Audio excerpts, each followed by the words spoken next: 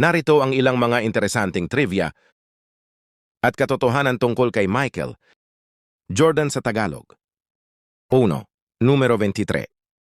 Kilala si Michael Jordan sa suot niyang numero 23 na jersey sa Chicago Bulls.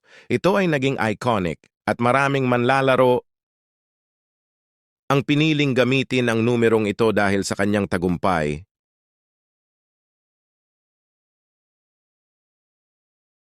2. Retirement at comeback. 3 beses nagretiro si Michael Jordan sa NBA. Una noong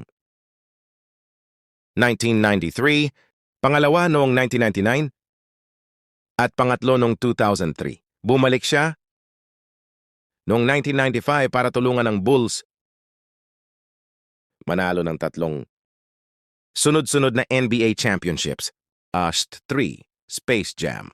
Bukod sa pagiging isang atleta, sumabak din si Jordan sa pag-arte at naging bida sa pelikulang Space Jam noong 1996, kung saan nakipagsapalaran siya kasama ang mga Looney Tunes na karakter. 4. Pagiging successful sa ibang sport.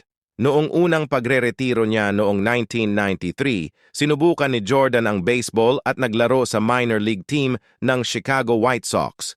Ngunit bumalik din siya sa basketball matapos ang 1 taon. 5. MVP Awards. Nanalo si Jordan ng 5 NBA Most Valuable Player MVP Awards na nagpapakita ng kanyang dominance sa basketball court. 6. Flu Game.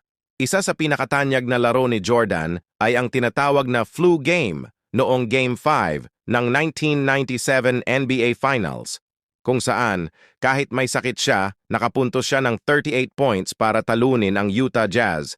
7. NBA Championships. 6 na beses naging NBA champion si Michael Jordan kasama ang Chicago Bulls at nanalo ng Finals MVP sa bawat championship.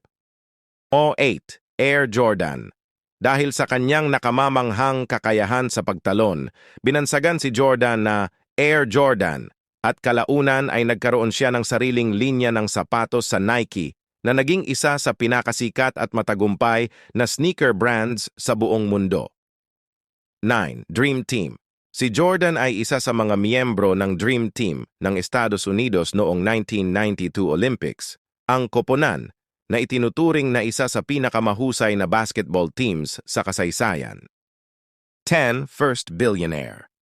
Athlete, siya ang unang NBA player na naging bilyonaryo, karamihan dahil sa kanyang matagumpay na endorsements at negosyo, kabilang ang kanyang partnership sa Nike at pagiging majority owner ng Charlotte Hornets.